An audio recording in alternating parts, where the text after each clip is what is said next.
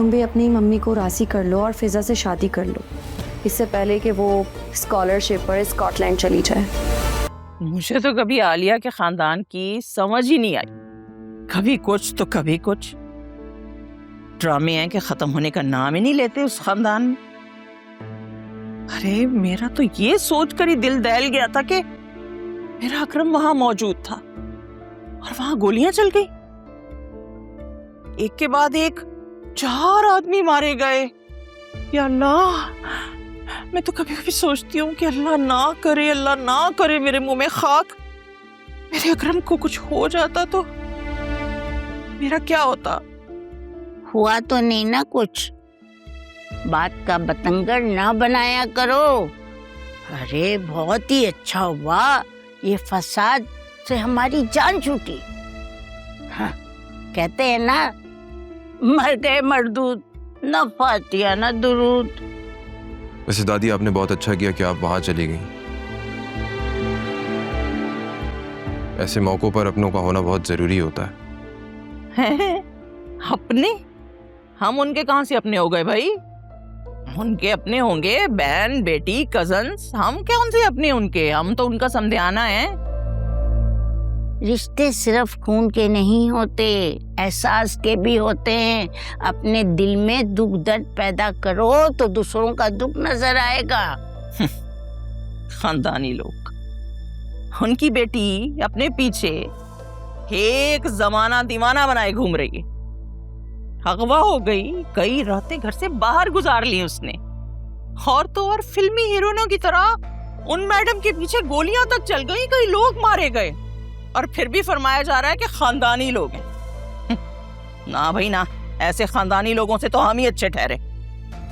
अरे शुक्र करो, खानदान वालों को तुम्हारी बेटी का कारनामा पता नहीं है। जिस दिन पता हो गया ना, तुम चुपशा का रोजा रख लोगी। अरे दूसरों की बेटियों का एहसास कर लो, कुछ अपना समझ लो। मम्मी वैसे दादी ठीक ही तो कह रही हैं। आपके मुंह से बार बार फिजा के लिए ऐसी बातें बिल्कुल भी मुनासिब नहीं लगती हैं। मत किया करें ऐसी बातें। खैर एनीवेज, आप लोग जुनैरा के ससुराल कब जाना है आप लोगों ने? मैं साथ चलूंगा आपके, ठीक है? नहीं, उन लोगों ने सिर्फ आलिया और अम्मा को बुलाया है।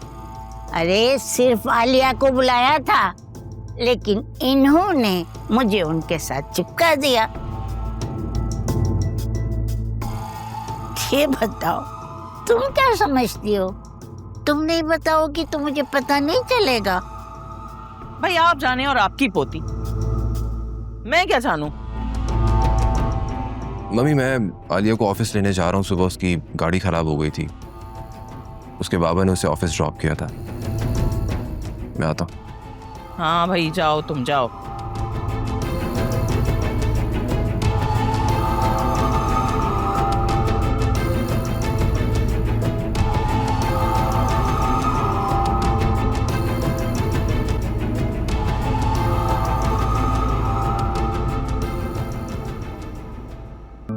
आपने नोट किया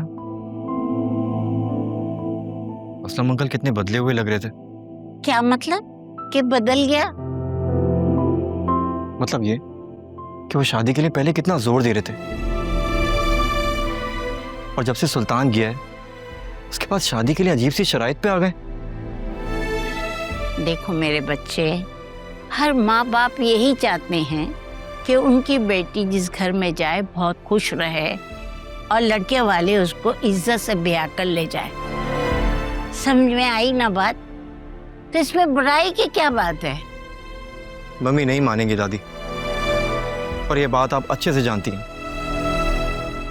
अब तो भाभी भी उनकी साइड पे आ गई हैं। देखो बेटा, उस वक्त असलम और नुदरत बहुत मजबूर थे। देखो बेटा, उमैर जुनैरा को अपने साथ निकाह करके ले जाना चाहता था, उनके घर वाले भी शरीक नहीं हुए थे, ठीक है ना? और तुम लोग भी बहुत सख्त नाराज थे। अब अपनी बारी आई तो तुमने रूल्स बदल लिए। दादी कह तो आप ठीक रही हैं, लेकिन मैं जानता हूँ दादी, मम्मी नहीं मानेगी। और जो सब कुछ हुआ है उसके बाद तो कभी भी नहीं मानेगी। अरे तुमने अभी दादी को देखा नहीं है, पता नहीं है तुम्हें दादी का हयात की माँ हूँ, हयात की। देखना कैसे शीशे में उतारती है, तो फिक्र ही ना कर, तेरी शादी करा कर ही जाऊंगी, तुम छोड़ दो, आ जाओ।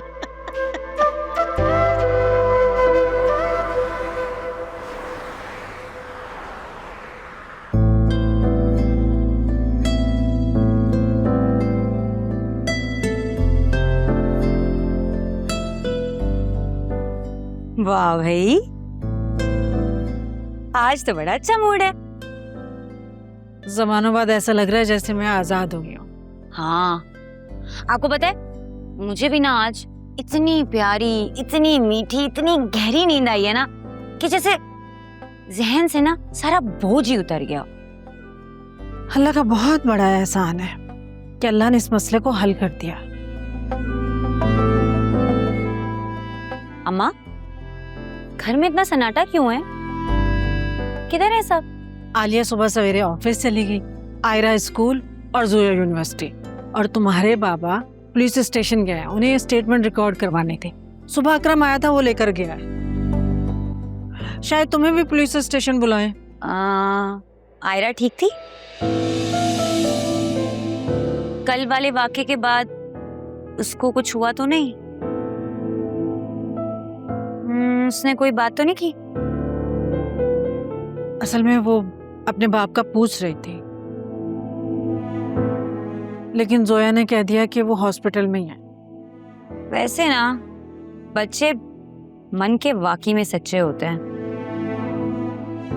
जो इतनी जल्दी बात भूल भी जाते हैं। और आपको पता है, मुझे तो जोया बाजी पे भी बड़ी हैरानी हुई। अब तक डिप्रेस बैठी होती। तुमने बहुत अच्छा किया जो उसकी थेरेपी करवा दी, अब काफी अच्छे अंदाज में सोच रही है। वो तो बेहतर अंदाज में सोचने लगी है, लेकिन कल अकरम की कॉल आई थी। मुझे कह रहा था जब से ये मामला सॉर्ट हुआ है ना, तुम्हारे बाबा बहुत मगरूर हो गए हैं। बेटा, तुम्हारे बाबा जो भी कर रहे हैं तुम्हारे भले के लिए कर रहे हैं, और शायद वो उनका सबसे कमजोर लम्हा था जब वो तुम्हारी शादी के बारे में सोच रहे थे। अल्हम्दुलिल्लाह अब सब कुछ ठीक हो गया। अल्लाह ताला तुम्हारे बाबा को इसी तरह स्ट्रांग रखे और उनका साया तुम्हारे सर पर हमेशा सलामत रखे। आमीन आमीन। अच्छा चले ना, मुझे एक अच्छा सा नाश्ता ही बना दे। आज तो मेरा दिल कर रहा है मैं आपके हाथ का बल वाला पराठा खाऊं, और साथ में मेरा फेवरेट ऑमलेट। मजा आ जाएगा। और साथ में मैं चाय भी पीऊंगी, जिसमें होगी चीनी रोक के और पत्ती ठोक के। अच्छा, मैं बनाती हूँ।